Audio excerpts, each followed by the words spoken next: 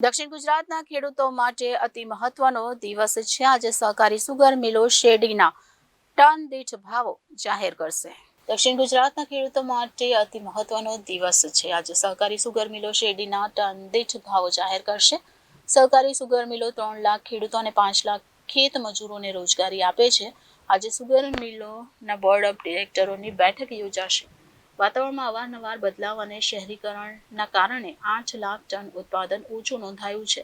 સમગ્ર ભારતમાં દક્ષિણ ગુજરાતની સહકારી સુગર મિલો ટેકાના ભાવ કરતાં વધુ ભાવ ચૂકવે છે.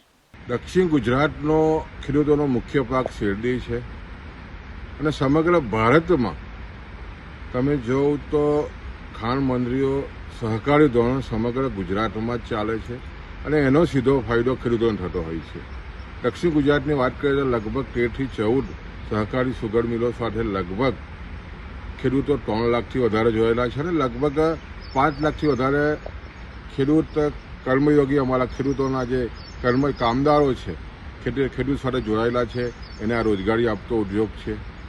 સ્વાભાવિક છે કે 31 માર્ચ પછી એના ભાવો પડતા હોય છે ને જે રીતે ખાસ કરીને દક્ષિણ ગુજરાતમાં જે રીતે શહેરીકરણ વિસ્તરી રહ્યું છે અને સાથે સાથે જે રીતે વાતાવરણમાં જે બદલાવ આવી રહ્યો છે એને કારણે શેરડીનું ઉત્પાદન સતત ઘટી રહ્યું છે. એના અનુસંધાનમાં આ વર્ષે લગભગ સુગર મિલોનું પિલાણ પણ ઓછું થયું છે.